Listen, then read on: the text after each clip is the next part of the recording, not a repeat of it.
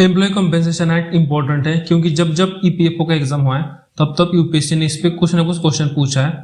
देखो मैंने यहाँ पे कुछ एग्जांपल्स डाल दिए। 2012 में क्वेश्चन आया इस पे, 2023 में टाइम लिमिट को लेके क्वेश्चन पूछा है, 2023 में एपीएफसी के एग्जाम में अमाउंट ऑफ कंपेंसेशन पूछा है, फिर यहाँ पे मैच लिस्ट 1 लिस्ट 2 करके है, और ये वाला क्वेश्चन इसको मैंने ऑलरेडी शॉर्ट में एक्सप्लेन किया है, जो शॉर्ट मैंने डाला है अपने यूट्यूब चैनल पे, आप जाके देख सकते हो। बहुत ही सिंपल लैंग्वेज में मैंने वहाँ पे एक्सप्लेन किया है। तो देखो अब वो वाला एक्ट जो है ये वाला, इसको डिटेल में हम इस वीडियो में कवर करेंगे, तो वीडियो को आखिर तक देखना, इंपॉर्टेंट एक्ट है, ठीक है। तो चलिए वीडियो को स्टार्ट करते हैं। तो पहला तो देखो इसका स्कोप एक्सटेंड कमेंसमेंट ये कोई इतना इंपॉर्टेंट होता नहीं है, होल ऑफ इंडिया अप्लाई होता है। 1924 में अप्लाई हुआ, कमेंस हुआ एक्ट। अब देखो एम्प्लॉय की डेफिनेशन देखो, कोई भी पर्सन रेलवे सर्वेंट या फिर कोई क्रू मेंबर है, शिप एयरक्राफ्ट का ड्राइवर, हेल्पर, तो बहुत सारी एम्प्लॉय कवर है इसमें। इंपॉर्टेंट चीज बस ये याद रखो कि exclude any member of armed forces, armed forces के जो भी मेंबर है तो उनको एक्सक्लूड करता है, वो नहीं आते इसमें। अब डिपेंडेंट को लेके देखो, यहाँ पे जो सपोज किसी एम्प्लॉय की डेथ होती है तो उस केस में कंपेंसेशन उनको भी मिलता है, तो उस केस में डिपेंडेंट की डेफिनेशन काम आते हैं। अनकंडीशनल मतलब इनको कुछ ना कुछ अमाउंट मिलेगा ही, ठीक है, ये वाले। इन्फॉर्मिटी बेस्ड मतलब इन्फॉर्म सन डॉटर है जो 18 साल के हुए लेकिन डिपेंडेंट है, तो वो यहाँ पे है। और डिपेंडेंसी बेस्ड सपोज पेरेंट है अदर देन विडोड मदर वगैरह, तो वो यहाँ पे दिए हैं। ये भी कोई इतना इंपॉर्टेंट है नहीं, बस आप देख लेना ये यहाँ पे क्या क्या है। अब वेजेस की डेफिनेशन देखो, यहाँ पे जो भी आपको प्रिविलेज बेनिफिट मिल रहा है उसको आप अगर मनी में, ठीक है, ये कर सकते हो, एस्टिमेट कर सकते हो, तो वो होगा वेजेस। लेकिन वेजेस में क्या एक्सक्लूडेड है? ट्रैवलिंग अलाउंस कंसेशन जो मिल रहा है वो वेजेस में एक्सक्लूड है। प्रोविडेंट फंड या फिर पेंशन कंट्रीब्यूशन है वो वेजेस में नहीं आता, ठीक है। तो या फिर ये नहीं sum pay to cover special expenses by nature of, मतलब कोई ऐसा एम्प्लॉयमेंट है जहाँ पे आपको ट्रैवल करना पड़ रहा है तो उसके लिए सपोज एम्प्लॉयर पैसे दे रहा है तो वो वेजेस में नहीं आता, ठीक है। तो वो उस काम के लिए पैसे मिल रहे हैं ट्रैवलिंग के लिए, तो वो वेजेस का पार्ट नहीं है। तो यहाँ पे बस ये इंपॉर्टेंट चीज है कि क्या एक्सक्लूड है। ट्रैवलिंग अलाउंस कंसेशन, पीएफ का, पीएफ पेंशन का कंट्रीब्यूशन वो एक्सक्लूड है। बाकी सब जो भी पैसे में कन्वर्ट कर सकते हो वो आपका वेजेस है, जो बेनिफिट मिल रहा है आपको वो वेजेस। माइनर बिलो 18 को बोलते हैं माइनर। अब यहाँ पे इंपॉर्टेंट चीज ये है डिसेबलमेंट, इस पे ऑलरेडी क्वेश्चन आ चुके हैं, ठीक है। 3 टाइप के डिसेबलमेंट लिखे हैं, पार्शियल डिसेबलमेंट और जो टेम्पररी वाला है, फिर पार्शियल डिसेबलमेंट, परमानेंट वाला, एंड टोटल डिसेबलमेंट। अब तीनों में फर्क क्या है समझो। ये जो है पहले दो, यहाँ पे पार्शियल डिसेबलमेंट हो रहा है, लेकिन पहला वाला जो है वो टेम्पररी है, मतलब कुछ टाइम के लिए हो रहा है। मे बी वो हो सकता है 20 दिन हो, मे बी 30 दिन हो, मे बी 1 साल हो, ठीक है, ठीक है। तो वो है टेम्पररी पार्शियल डिसेबलमेंट। और कुछ डिसेबलमेंट ऐसा होता है वो परमानेंट होता है। सपोज एक आंख चली गई पूरी की पूरी, तो वो तो परमानेंटली चली गई ना, तो वो वाला केस यहाँ पे, मतलब पूरे तो डिसेबल नहीं हुए लेकिन एक आंख चली गई तो वो पार्शियल में आता है, और टोटल परमानेंट है ना वो, तो दैट्स वाई वो वाले केस यहाँ पे आते हैं, ठीक है। और टोटल डिसेबलमेंट मतलब आप कोई भी काम करने लायक नहीं रहे, ठीक है। तो incapacitates the employ for all work they were capable of performing at the time of accident. जिस टाइम एक्सीडेंट हुआ आप बहुत सारे, सपोज जो भी आप काम कर पा रहे थे, आप कोई भी काम, ऑल वर्क अब कर नहीं पाओगे, तो उसको बोलते हैं टोटल डिसेबलमेंट। और इनका क्या लिखा है, पार्शियल डिसेबलमेंट में क्या है कि कोई स्पेसिफिक एम्प्लॉयमेंट है, वहां पे आपकी अर्निंग कैपेसिटी कम हो जाती है, ठीक है। और परमानेंट में क्या फर्क है, यहाँ पे reduces earning capacity in every employment. Partial में स्पेसिफिक लिखा है, स्पेसिफिक एम्प्लॉयमेंट में अर्निंग कैपेसिटी कम हो रही है, और परमानेंट पार्शियल में क्या लिखा है, हर कोई जो भी जॉब है, एम्प्लॉयमेंट है, वहां पे आपकी अर्न करने की कैपेसिटी कम हो। देखो मतलब आंख एक चली गई तो उस केस में आप कोई भी एम्प्लॉयमेंट हो आपकी अर्निंग कैपेसिटी कम हो जाएगी ना, ठीक है। सारी इंजरी जो पार्ट 2 में लिखी है, शेड्यूल 1 पार्ट 2, वो इस केस में आते हैं, पार्शियल डिसेबलमेंट, परमानेंट। तो पार्ट 2 शेड्यूल 1 में बहुत लंबी लिस्ट दी है, मैंने वो लिस्ट कुछ एग्जांपल्स इस पीडीएफ में एंड में डाले। शेड्यूल भी पढ़ेंगे हम, तो उस टाइम वो देखेंगे, ठीक है। अब ये ऑलरेडी मैंने बता दिया, टोटल डिसेबल मतलब कोई भी काम करने लायक नहीं रहा एम्प्लॉय, तो उस केस में बोलेंगे टोटल डिसेबलमेंट। और इसको शेड्यूल 1 पार्ट 1 में डाला है, यहाँ पे 6 टाइप की इंजरी मेंशन करी है, उसको बोलते हैं टोटल डिसेबलमेंट। या फिर ऐसी कोई इंजरी जो कॉम्बिनेशन है, कॉम्बिनेशन ऑफ पार्ट 2 इंजरी, जो पार्ट 2 में जो इंजरी लिखी है, मतलब उसके बहुत सारे 2-3 सपोज चीजें एक साथ हो गई, मतलब आंख भी चली गई, एक हाथ भी कटा है, फिर उंगली कटी है या कुछ हुआ, तो उसको एग्रीगेट करेंगे, टोटल अर्निंग कैपेसिटी कितनी लॉस हुई है वो सबको मिला देंगे। उस केस में 100% या ज़्यादा आपकी अर्निंग कैपेसिटी लॉस हो रही है, तो वो केस हो गया टोटल डिसेबलमेंट का। तो जो 6 डिसेबिलिटी मेंशन करी है पार्ट 1 में वो तो है ही, उसके अलावा पार्ट 2 में जो लिखी है उसमें कॉम्बिनेशन हुआ, मतलब एक से ज़्यादा इंजरी हुई, उस केस में भी, और जहाँ पे एग्रीगेट कैपेसिटी आपकी 100% मतलब अर्निंग कैपेसिटी लूज हो रही है, तो वो वाला भी टोटल डिसेबलमेंट में आएगा। सो ये इंपॉर्टेंट, यहाँ पे मैंने टाइम लगा के एक्सप्लेन कराया, क्यों? क्योंकि ये इंपॉर्टेंट है, इसी पे क्वेश्चंस आते हैं, ठीक है, क्वेश्चन इसी पे आते हैं, ठीक है, और ऑलरेडी 2-3 बार इसी पे आ गए हैं, ठीक है, तो यहाँ से बनने के चांस भी ज़्यादा है, ठीक है। अब देखो एम्प्लॉयर्स लायबिलिटी एंड एग्जेम्पशंस क्या है। Employer is liable to pay compensation if personal injury is caused by employee by accident arising out of and in course of employment। मतलब एम्प्लॉयमेंट के वजह से कोई एक्सीडेंट होता है तो उस केस में एम्प्लॉयर को कंपेंसेट करना पड़ेगा एम्प्लॉय को, ठीक है। लेकिन यहाँ पे कुछ एग्जेम्पशंस दिया है, उसको पढ़ते हैं अब। देखो, कोई ऐसी इंजरी होती है जिसकी वजह से आप ये नहीं हो रहा है, टोटल डिसेबलमेंट या पार्शियल डिसेबलमेंट 3 दिन से ज़्यादा नहीं हो रही है, उस केस में कंपनसेशन देना कंपलसरी नहीं है। तो यहाँ पर भी वही लिखा है कि आप 3 दिन के अंदर अपने काम पे आ रहे हो वापस, तो employer is legally exempt from paying any compensation, ठीक है। मतलब कुछ सपोज एक्सीडेंट हुआ, आप 3 दिन के अंदर रिकवर हुए और आप काम पे वापस आ गए, तो उस केस में कोई कंपनसेशन नहीं मिलेगा, ठीक है। तो ये इंपॉर्टेंट 3 दिन वाला याद रखना। यहाँ पर वही लिखा है, डिसेबलमेंट होती है लेकिन 3 दिन से कम तक, 3 दिन या 3 से कम अगर हो रही है तो कोई कंपेंसेशन नहीं मिलेगा। लेकिन डिसेबलमेंट हो रही है वहाँ पे 3 दिन से ज़्यादा आप डिसेबल रहे हो, ठीक है, तो उस केस में एम्प्लॉयर को आपको कंपेंसेट करना पड़ेगा। अब कितना करना पड़ेगा अभी मैंने यहाँ पे नीचे एक्सप्लेन किया है, ठीक है, वो देखना। ऐसी इंजुरी जो डायरेक्टली एट्रीब्यूटेबल है, ये 3 चीज़ों की वजह से इंजुरी हो रही है, तो उस केस में एम्प्लॉय को पैसे देना कोई कंपल्सन नहीं है। कैसे इंजरी? सपोज कोई एम्प्लॉय है वो दारू पी के या फिर ड्रग्स करके काम पे आ रहा है और उसके वजह से एक्सीडेंट हुआ, या फिर कोई एम्प्लॉय ने जो सेफ्टी रूल है, सेफ्टी ऑर्डर है, उसको फॉलो नहीं किया, ठीक है, या फिर विलफुल रिमूवल और discard of any safety guard, मतलब सेफ्टी गार्ड जो होता है या फिर डिवाइस होता है उसको जानबूझ के उसने निकाल के काम कर रहा है और एक्सीडेंट हो गया। ये 3 केसेस में अगर हो गया एक्सीडेंट तो उस केस में भी एम्प्लॉयर को कंपेंसेट करना कंपल्शन नहीं है, कंपल्सरी नहीं है, मतलब यहाँ पे एग्जेम्पशन है, ऐसा होता है तो। लेकिन कोई ड्रिंक करके या फिर दारू पी के या फिर ड्रग्स करके या फिर कोई सेफ्टी रूल उसने फॉलो नहीं किया, उस केस में अगर उसकी डेथ हो जाती है या फिर वो परमानेंटली टोटल डिसेबल हो जाता है, तो ये 2 केस में एम्प्लॉयर को पैसे देने पड़ेंगे, कंपेंसेशन करना पड़ेगा।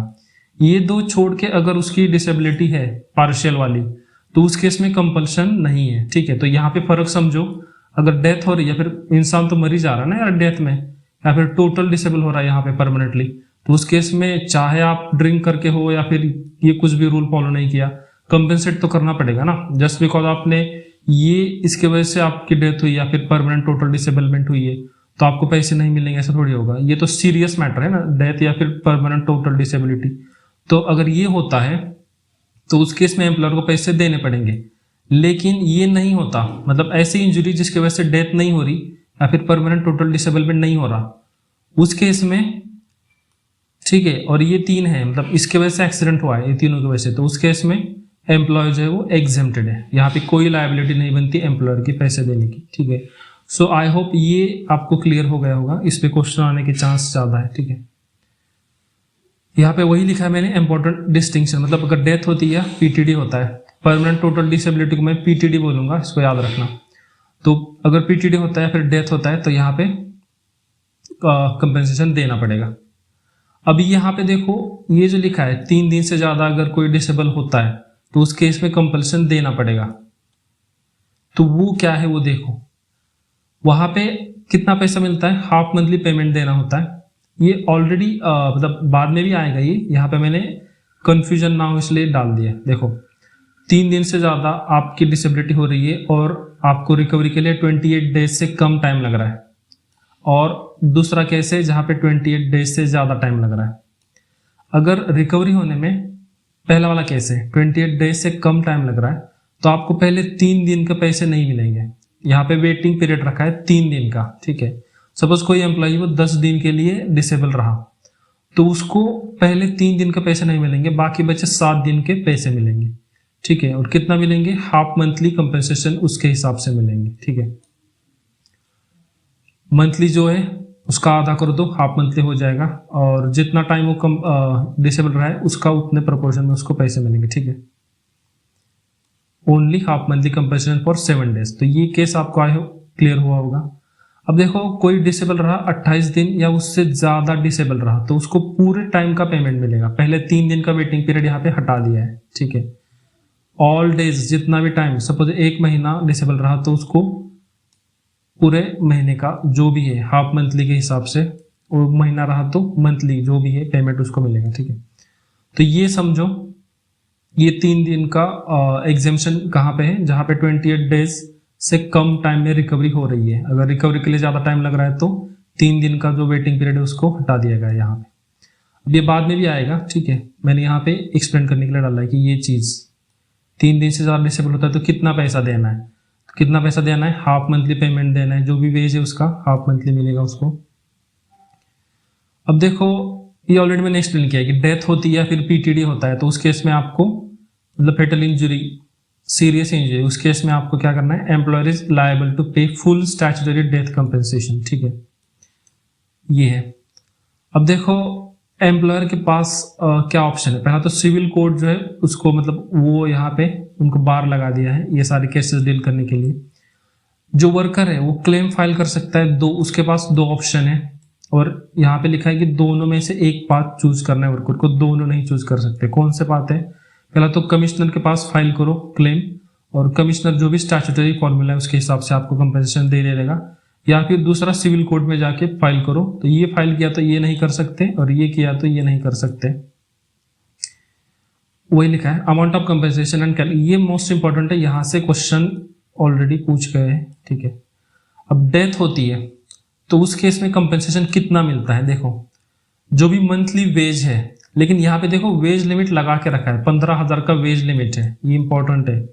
अगर आपका सैलरी 22,000 है तो उस केस में भी 15,000 के हिसाब से ही आपको पैसे मिलेंगे, ठीक है। इस पे ऑलरेडी क्वेश्चन आया था, ठीक है। 15,000 का सीलिंग लगा के रखा है सरकार ने, मतलब 50% आपकी सैलरी 22,000 है तो 50% ऑफ 22,000 नहीं, 50% ऑफ 15,000, और उसको रिलेवेंट फैक्टर जो है वो शेड्यूल 4 में आपको एग्जाम में दिया जाएगा, उससे मल्टीप्लाई करना और उसको कंपेयर करो 1,20,000 रुपए से, और जिसमें इन दोनों नंबर में से जो ज़्यादा आ रहा है उतना कंपनसेशन होगा, ठीक है।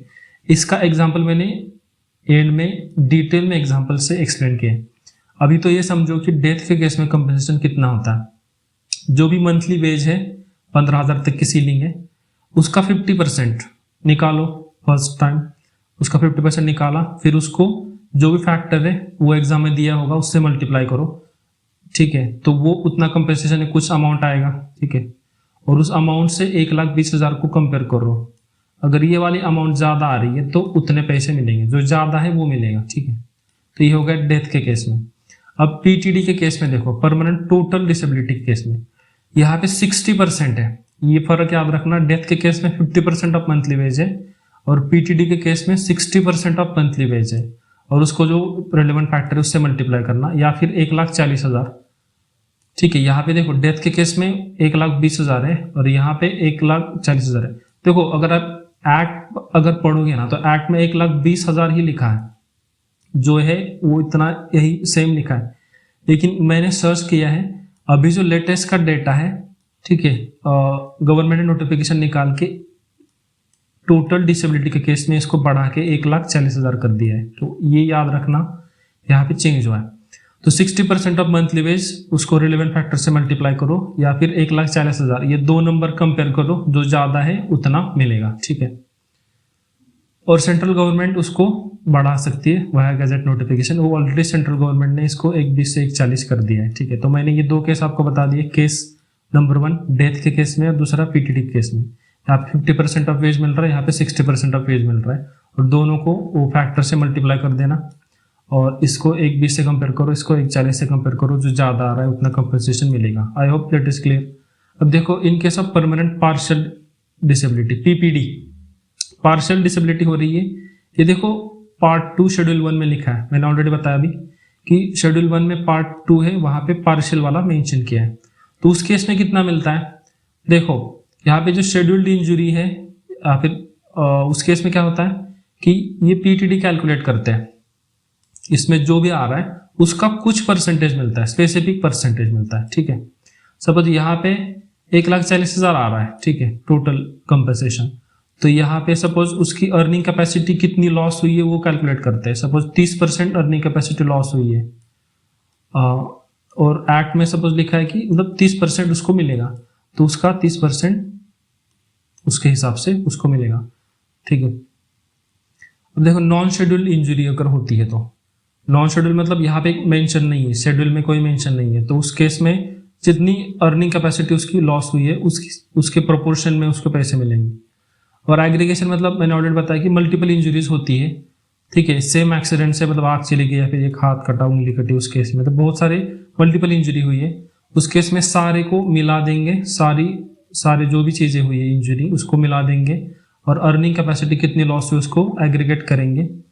लेकिन उस केस में टोटल कंपनसेशन जो है वो पीटीडी से ज़्यादा नहीं होगा, मतलब यहाँ पे जितना मिल रहा है इससे ज़्यादा नहीं होगा, ठीक है, क्योंकि ये पार्शियल वाला केस है ना, तो पार्शियल में टोटल से ज़्यादा कैसे मिल सकता है, ठीक है, तो वही है।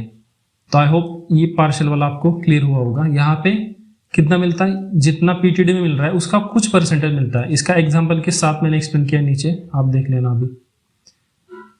अभी देखो in case of temporary disablement, चाहे टोटल हो या पार्शियल हो, ठीक है, मतलब डिसेबलमेंट हो रही है लेकिन टेम्पररी है, जैसे मैंने अभी बताया कि 28 डेज या उससे कम या उससे ज़्यादा, उसके हिसाब से जितने भी है, यहाँ पे लिमिट है, ठीक है।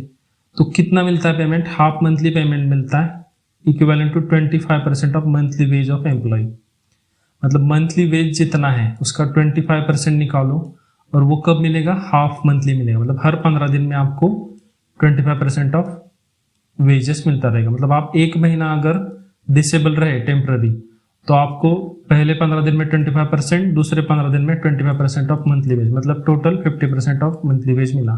जैसे यहाँ पे एग्जांपल लिखा है कि 12,000 किसी की सैलरी है, तो सपोज वो एक महीने के लिए डिसेबल रहा, तो पहले हाफ मंथ में उसको 12,000 का 25% 3,000 मिला, ठीक है, दूसरे 15 दिन के लिए भी उतना मिला, 3,000, तो टोटल हुए 6,000। तो मिले एक्चुअल में कितने मिले उसको, 50% ऑफ टोटल वेज।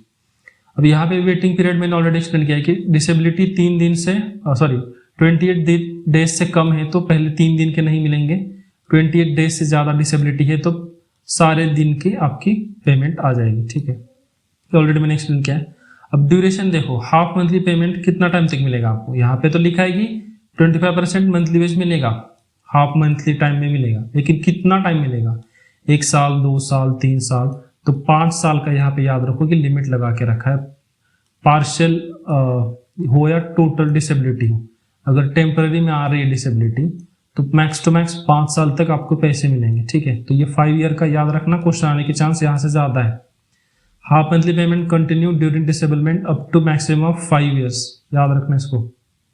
अब देखो मेडिकल एक्सपेंसेस जो हो रहा है उसको रिएम्बर्स करना कंपलसरी है एम्प्लॉयर में। एम्प्लॉय जो है is entitled to reimbursement of actual medical expenditure incurred for treating employment injury. जो भी एम्प्लॉयमेंट इंजरी हो रही है उसको ट्रीट करने के लिए हॉस्पिटल ले जाएंगे और जो भी खर्चा आ रहा है वो एम्प्लॉय को मिलेगा, ठीक है। वो रिएम्बर्स कौन करेगा, एम्प्लॉयर, ठीक है, तो याद रखो ये। और फिर सपोज डेथ होती है तो फ्यूनरल एक्सपेंस के लिए जो भी ट्रेडिशनली जो भी होता है, ठीक है, तो उसके वो सब करने के लिए एम्प्लॉयर ने डिपॉजिट करने पड़ेंगे पैसे 5,000 रुपये with commissioner, for funeral expenses.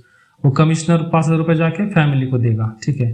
Employer commissioner को दे रहा है और कमिश्नर जाके फैमिली को दे रहा है। कितने दे रहा है? 5,000 रुपये। किस चीज के लिए? डेथ के केस में फ्यूनरल एक्सपेंस के लिए। अब यहाँ पे देखो मंथली कैप लगा के रखा, मैंने ऑलरेडी एक्सप्लेन किया कि 15,000 का कैप लगा के रखा है। एक्ट में मेंशन नहीं है, लेकिन गवर्नमेंट ने नोटिफिकेशन निकाल के इसको 15,000 का कैप लगा के रखा है। इसको एग्जाम्पल के थ्रू मैंने नीचे एक्सप्लेन किया है, आप वो देखना। अब मिनिमम फ्लोर देखो, एक्ट में डेथ के केस में 1,20,000 लिखा है और अभी का भी वही है सेम। और minimum floor permanent total disability उस केस में 1,40,000 के यहाँ पे चेंज किया, मैंने ऑलरेडी एक्सप्लेन किया है, और ये दोनों सेम ही है, ठीक है। तो मंथली कैप 15,000 का है और टोटल डिसेबिलिटी के केस में 1,40,000 की है, ठीक है। अब देखो रिवाइज करते, जो भी हमने यहाँ तक जो भी पढ़ा है, ये सारी चीजें जो है यहाँ पे आपके कंफ्यूजन ना हो इसलिए मैंने यहाँ पे रिवीजन के लिए डाल दिया है। देखो डेथ होता है तो उस केस में कितना कंपनसेशन मिलेगा? 50% ऑफ मंथली वेज, उसको मल्टीप्लाई करो रिलेवेंट फैक्टर से, या फिर 1,20,000 जो भी ज्यादा है वो। पीटीडी के केस में 60% है, याद रखना 60% of monthly wage multiplied by relevant factor, और 1,40,000 इसमें से जो ज्यादा है वो। और पीपीडी पार्शियल डिसेबलमेंट के केस में कितना मिलता है पेमेंट? पीटीडी का कुछ परसेंटेज होता है, ये पहले पीपीडी निकालो, पीटीडी निकालो, ठीक है, टोटल डिसेबलमेंट निकालो, और उसका कुछ परसेंटेज आपको दिया जाएगा एग्जाम में, उतना आपको निकालना है। अब percentage of compensation payable for permanent total disability based on injury listed in part of the schedule 1, ठीक है, तो उसके हिसाब से मिलता है। और टेम्पररी डिसेबलमेंट अगर होती है तो वहां पे हाफ मंथली पेमेंट मिलता है, ठीक है। ऑलरेडी मैंने यहाँ पे एक्सप्लेन किया है कि टेम्पररी डिसेबलमेंट जो है यहाँ पे हाफ मंथली मिल रहा है। कितना मिल रहा है? 25% ऑफ मंथली वेज, वही है 25% ऑफ मंथली वेज। और सेंट्रल गवर्नमेंट नोटिफिकेशन निकाल के इसको बढ़ा सकता है डेथ या पीटीडी के केस में, ठीक है। अब देखो कंपेंसेशन पे करना है, कब पे करना है? As soon as possible it falls to, मतलब एक्ट में ये नहीं लिखा कि 7 दिन में, 10 दिन में, 1 महीने में, ऐसा कुछ नहीं लिखा। यहाँ पे बस ये लिखा है कि कंपेंसेशन कब पे करना है? As soon as it falls to, ठीक है। प्रोविजनल पेमेंट का प्रोविजन है कि एम्प्लॉयर अगर मतलब एम्प्लॉयर बोल रहा है कि इतना पेमेंट मैं नहीं दूंगा, मतलब डिस्प्यूट है पेमेंट को लेके, तो जितना भी एग्री कर रहे हैं वो उतना पहले दे दो, और बाद में डिस्प्यूट जब सॉल्व होगा तो वो बाद में देख लेना। तो वही है, प्रोविजनल पेमेंट कर सकते हो। जो भी अनडिस्प्यूटेड अमाउंट है वो डायरेक्टली कर दो टू वर्कर, या फिर कमिश्नर के पास डिपॉजिट करो।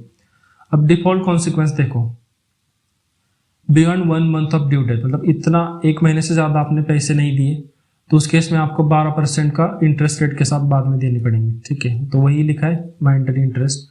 और delay penalty, unjustified delay penalty, मतलब कमिश्नर को लगा कि कोई जस्टिफिकेशन नहीं है डिले का, फालतू में इसने पैसा डिले किया, तो उस केस में पेनल्टी लगा सकता है वो, not exceeding 50% of arrear. Suppose उसको 1,00,000 रुपए देने हैं तो उसको मैक्स टू मैक्स 50,000 रुपए, 50% है ना, तो 50% मैक्स टू मैक्स पेनल्टी लगा सकता है कमिश्नर। तो ये दो चीजें याद रखो, 12% का इंटरेस्ट रेट और पेनल्टी नॉट एक्सीडिंग 50% अगर अनजस्टिफाइड डिले है तो।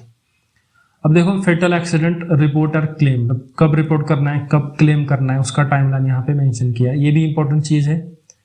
A claim for compensation must be preferred before the commissioner with in 2 years of occurrence of accident. Accident होने के 2 साल के अंदर आपको कमिश्नर को इन्फॉर्म करना है, मतलब बताना है, क्लेम फॉर कंपेंसेशन डाल देना है, ठीक है। और अगर डेथ होता है तो वहां पर भी 2 साल का टाइम लिमिट है, मतलब डेथ के बाद के 2 साल में आपको क्लेम डाल देना है with commissioner, before the commissioner, ठीक है। और अगर 2 साल से ज्यादा हुआ तो मतलब कमिश्नर के पास पावर है, वो अगर सफिशिएंट रीजन है तो वो टाइम मतलब ये भी कर सकता है, मतलब माफ कर सकता है, चलो ठीक है। देखिए statement on fatal accident, commissioner को सपोज इंफॉर्मेशन मिलती है of employees death, then commissioner can require employer to submit a statement within 30 days, मतलब डेथ की इंफॉर्मेशन मिली कमिश्नर को तो वो इंक्वायर कर सकता है, मतलब एम्प्लॉयर को बोल सकता है कि आप अपना स्टेटमेंट दीजिए 30 दिनों के अंदर, मतलब क्या सर्कमस्टेंसेस हुए, किसकी वजह से ये हुआ, आप अपना लायबिलिटी क्लेम करते हैं डिपॉजिट कंपनसेशन का वगैरह नहीं, तो वो सब 30 दिनों के अंदर अपना स्टेटमेंट दीजिए। अब देखो मैंडेटरी सीरियस एक्सीडेंट रिपोर्ट, यहाँ पे मैंडेटरी रिपोर्ट करना ही पड़ेगा एम्प्लॉयर को। Employer must send report to the commissioner within 7 days of accident. Accident होता है उसके 7 दिन के अंदर एम्प्लॉयर को कमिश्नर को बताना ही है। ऐसा एक्सीडेंट जिसकी वजह से डेथ हुआ या फिर सीरियस बॉडीली इंजरी हुई है। तो कौन सा एक्सीडेंट जहां पे डेथ हुई है या फिर सीरियस इंजरी हुई है, वो वाले सारे केसेस 7 दिनों के अंदर एम्प्लॉयर को इन्फॉर्म करना है कमिश्नर को। ठीक है, तो मैंडेटरी रिपोर्ट करना वाला प्रोविजन याद रखो, इस पे क्वेश्चन आने के चांस ज्यादा है।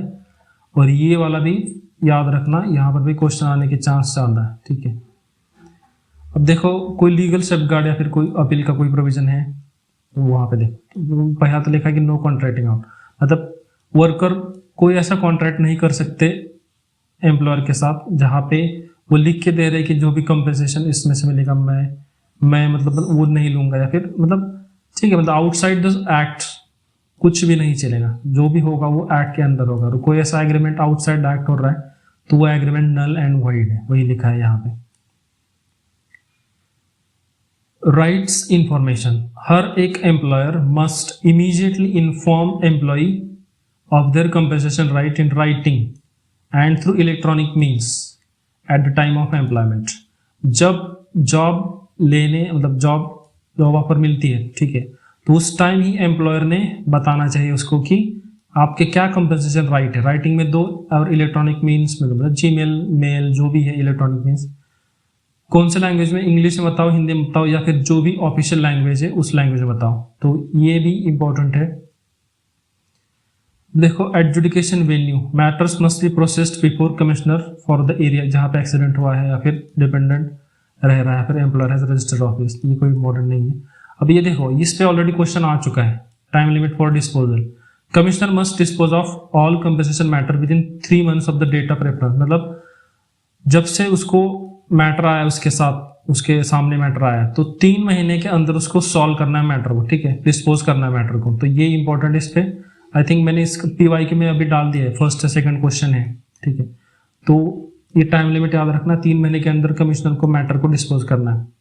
अपील कर सकते हैं क्या? कर सकते हैं, हाई कोर्ट में कर सकते हैं। ठीक है, with in limitation period of 60 days, मतलब 60 दिनों के अंदर आप कर सकते हो। लेकिन यहाँ पे भी क्राइटेरिया है, ऐसा मैटर जहाँ पे सब्सटेंशियल क्वेश्चन ऑफ लॉ आ रहा है उसी केस में अपील कर सकते हो। और डिस्प्यूट का अमाउंट कम से कम 10,000 तो होना चाहिए। ठीक है, 10,000 से कम नहीं होना चाहिए। या फिर no employers appeal can be entertained unless accompanied by certificate showing they have already deposited ordered compensation with commissioner. मतलब उनको ये अपील करने से पहले कुछ अमाउंट डिपॉजिट करना होगा। ठीक है, अब कमिश्नर जो भी अनपेड कंपनसेशन है उसको रिकवर कर सकता है as arrears of land revenue. ठीक है, अब पेनल्टी देखो, अगर एडमिनिस्ट्रेटिव डिफॉल्ट होता है तो उस केस में कम से कम 50,000 रुपये की पेनल्टी है, उसको 1 लाख तक बढ़ा सकते हैं। जैसे एक्सीडेंट नोटबुक मेंटेन नहीं किया, फिर फेटल एक्सीडेंट सबमिट रिपोर्ट करना 30 दिन के अंदर रिपोर्ट करना होता है, वो नहीं किया, या फिर बॉडीली इंजरी सीरियस होती है, फिर डेथ होती है, उसको 7 दिन में रिपोर्ट करना है, वो नहीं किया। तो जो भी ऐसे फेल हो रहे हैं, ठीक है, उस केस में आपको इतना फाइन लग सकता है 50,000 से लेके 1 लाख तक। और ठीक है, वही लिखा है यहाँ पे। अब शेड्यूल देखो, शेड्यूल 1 में क्या लिखा है। शेड्यूल 1 में देखो 6 चीजें लिखी है, 6 स्टैट्यूटरी इंजरी लिखी है। यहाँ पे आपको 100% जो भी आपका वेज है उतना अमाउंट आपको मिलेगा, फुल कंपेंसेशन मिलेगा। तो वो कौन से 6 स्टैट्यूटरी इंजरी है, आप ये 6 याद रख लो। बाकी इसके अलावा जो भी आ रहे हैं ना, वो इस केस में नहीं आएंगे, PTD में नहीं आएंगे, वो पार्शियल डिसेबल में आएंगे। ठीक है, या फिर जो बाकी है उसमें आएंगे। ठीक है, तो ये 6 याद रखना। इस 6 के बाहर जो भी आ रहे हैं तो वो इसमें नहीं आएंगे, तो क्वेश्चन सॉल्व होने में आपको मदद हो जाएगी। तो परमानेंट टोटल डिसेबलमेंट में क्या आ रहा है, ये देखो, लॉस ऑफ बोथ हैंड, मतलब दोनों हाथ आपके कट गए। ठीक है, loss of hand and foot, मतलब एक हाथ और एक पैर आपका कटा, तो वो टोटल डिसेबल में आएगा और परमानेंट में आएगा, वो सीरियस इंजरी है। डबल एम्पुटेशन, मतलब दोनों पैर कट गए, दोनों हाथ, ठीक है, तो वो सब डबल एम्पुटेशन हो रहा है। Complete loss of essential I site, essential I site complete अंधे हो गए। ठीक है, वेरी सीवियर फेशियल डिसफिगरमेंट, मतलब चेहरा पूरा डिसफिगर हो गया। और एब्सोल्यूट डेफनेस, सुनाई देना कंप्लीट बंद हो गया। तो देखो ये तो 2 इजी है, देखना बंद हो गया, सुनना बंद हो गया, चेहरा पूरा ये हो गया, डिसफिगर हो गया। डबल एम्पुटेशन, दोनों हाथ चले गए, या फिर loss of hand and foot. ये 6 चीजें याद रखना, ये परमानेंट टोटल डिसेबिलिटी में आती है। ये छोड़ के बाकी जो भी है वो दूसरे में आती है, ठीक है। अब इस केस में कंपनसेशन कैसे कैलकुलेट होता है, तो ये देखो यहाँ पे क्या हो रहा है, पीटीडी है तो उसको कितना मिलता है, 60% मिलता है, 60% ऑफ मंथली वेज। सपोज ये एग्जाम्पल है, डबल डेम्पिटेशन हुआ है सपोज, तो उसमें क्या फॉर्मूला है, 60% of monthly wage into relevant factor, या फिर 1,20,000 जो भी हाई है उसको उठाओ, तो वो होगा आपका आंसर, उतना पैसा आपको मिलेगा फुल 100%, ठीक है, आपको कंपनसेशन मिलेगा। अब देखो शेड्यूल 1 पार्ट 2, मैंने अभी शुरू में बताया कि शेड्यूल 1 में ये पार्ट 1 है, पार्ट 2 में क्या लिखा है, पार्ट 2 में डीम्ड परमानेंट पार्शियल डिसेबिलिटी, मतलब पीपीडी वाला है, परमानेंट है लेकिन पार्शियल डिसेबिलिटी। उस केस में कितना मिलता है, उस केस में यहाँ पे जितना मिल रहा है ना उसका कुछ परसेंटेज मिलता है, तो वो परसेंटेज यहाँ पे लिखा है। सपोज शोल्डर जॉइंट से हाथ कट गए, तो उस केस में 90% मिलेगा, मतलब यहाँ पे जितना मिल रहा है उसका 90% मिलेगा। Loss of one I without complication other I normal, उस केस में 40% मिलेगा, मतलब यहाँ पे जितना मिल रहा है वो पहले निकालो, उसका 40% मिलेगा। ये ऑलरेडी लास्ट ईयर यूपीएससी ने क्वेश्चन पूछा था, loss of one I without complication other normal ये कौन सी कैटेगरी में आता है, ये पूछा था, मैंने शॉर्ट में भी कवर किया है, तो वो आता है परमानेंट पार्शियल डिसेबिलिटी में। तो इसको विदाउट मतलब पढ़े भी सॉल्व कर सकते हो कि लॉस ऑफ वन आई है तो परमानेंट है, और एक ही आई गया है तो पार्शियल है, तो परमानेंट पार्शियल डिसेबिलिटी, ऐसे भी सॉल्व कर सकते हो, बट पढ़ना अच्छा रहता है, सारे जो भी इंपॉर्टेंट चीज़ है उसको पढ़ लो। एम्पुटेशन बिलो नी है, loss of vision of one I without complication other normal, यहाँ पे लॉस ऑफ वन आई लिखा है, यहाँ पे loss of vision of one eye लिखा है। वन आई टोटल गया उसमें 40% मिल रहा है, और विजन चला गया, आई बच्चा है तो वहाँ पे 30% मिलेगा, थंब चला गया वहाँ पे 30% मिलेगा। स्टैट्यूटरी रूल देखो, complete and permanent loss of use of limb और member is legally treated as equal to physical loss, ठीक है। अब इसका एग्जांपल देखते हैं, मैंने यहाँ पे बता दिया कि ये 40% इसका निकालना है, तो कैसे निकालना है वो देखो। अब कोई 30 साल का वर्कर है, उसका मंथली बेस 15,000 है, उसको एक्सीडेंट होता है और लॉस ऑफ वन आई होता है without complication other I normal, तो उस केस में उसका कितना कंपनसेशन बन रहा है निकालो। तो ये सपोज ऐसा यूपीएससी में क्वेश्चन सपोज आया, तो आप कैसे निकालोगे, तो पहला तो आपको ये दिया रहेगा एग्जाम में, ये जो फैक्टर है ये एग्जाम में दिया रहेगा, ये वेज है एग्जाम में दिया रहेगा, तो कैसे निकालना है, तो वेज जो है उसका पहले तो 60% निकालो, क्यों, क्योंकि यहाँ पे लॉस ऑफ वन है, ये तो पार्शियल डिसेबिलिटी में आ गया, तो 60% होगा वो, ठीक है। पहले उसका पीटीडी निकालो, मतलब टोटल डिसेबलमेंट का जो बेस लाइन होता है उसका निकालना होता है, तो उसका फॉर्मूला क्या है, 60% ऑफ वेज, तो 15,000 का 60% आ गया 9,000, उसको ये जो फैक्टर दिया है उसको मल्टीप्लाई कर दो, तो 18,71,820 आया। अब यहाँ पे लॉस ऑफ वन है, उस केस में एक नंबर आपको और दिया जाएगा, वो है 40%, तो schedule loss of earning capacity कितनी है, 40% है, तो यहाँ पे ये जो पेमेंट आ रहा है उसका आपको 40% निकालना है, 748,728 इतना अमाउंट आएगा, तो इतना आपको फाइनल कंपनसेशन मिलेगा। सो आई होप ये क्लियर है।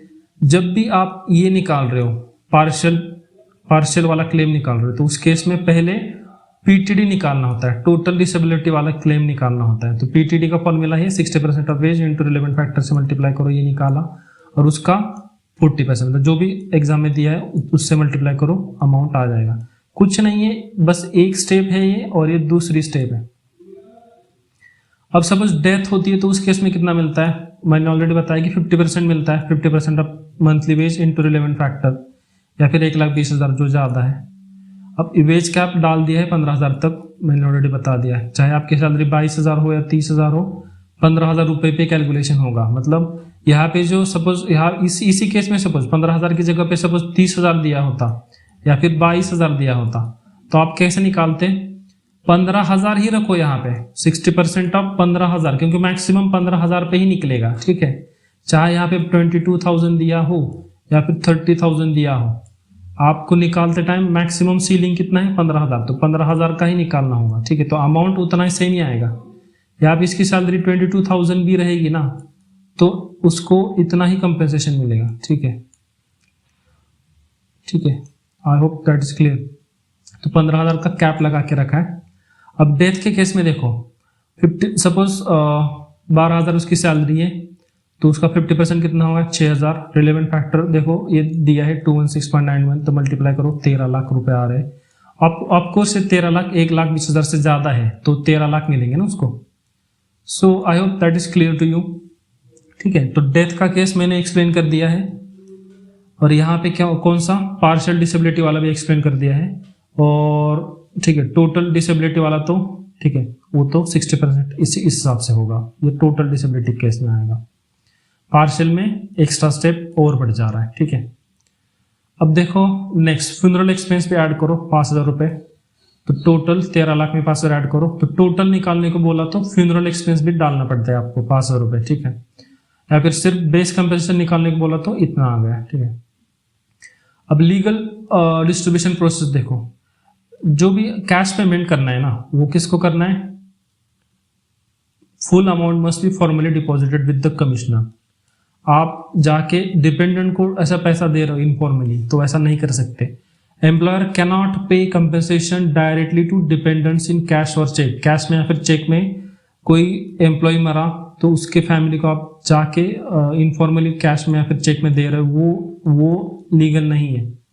आपको पैसा यहाँ पे देना है, कमिश्नर के पास डिपॉजिट करना है, और कमिश्नर बाद में कंपेंसेशन कैलकुलेट करके यहाँ पे इनको देगा। ठीक है, लेकिन यहाँ पे एक रिलीफ दिया है, इमीडिएट फाइनेंशियल रिलीफ, मतलब अगर एम्प्लॉयर चाहे तो एडवांस पेमेंट कर सकता है, तो वो एज एडवांस पेमेंट करेगा। ठीक है, to any dependent up to amount equal to 3 months of wages. जो भी उसका वेज है सपोज 30,000 है तो उसको 3 महीने का वेज कितना हुआ 90,000, तो वो एडवांस पेमेंट कर सकता है सीधा डिपेंडेंट को जाके, और बाद में कमिश्नर उसको कट करेगा जो भी फाइनल कंपनसेशन आएगा।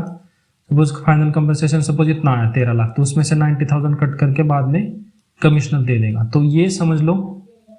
ठीक है, अब देखो कमिश्नर क्या कर सकता है, जो भी पैसा आ रहा है जो भी डिपेंडेंट्स है उनमें बांट सकता है। ठीक है, बहुत सारे डिपेंडेंट है, सपोज कोई चिल्ड्रन है, वाइफ है, पेरेंट्स है, तो उनको उस हिसाब से बांटेगा पैसा। कौन बांटेगा, कमिश्नर बांटेगा। ठीक है, तो अप्रोप्रिएशन कमिश्नर समन करेगा सारे एलिजिबल डिपेंडेंट को, और कमिश्नर डिसाइड करेगा कि हाउ मनी ठीक है डिवाइड कैसे करना है based on financial need circumstances. अब देखो शेड्यूल 2, शेड्यूल 1 हमने पढ़ा, अब शेड्यूल 2 देखो, यहाँ पे list of persons include as employee, मतलब एम्प्लॉय किसको बोलेंगे, तो शेड्यूल 2 में ये 48 डिफरेंट ऑक्यूपेशनल कैटेगरी लिखी है।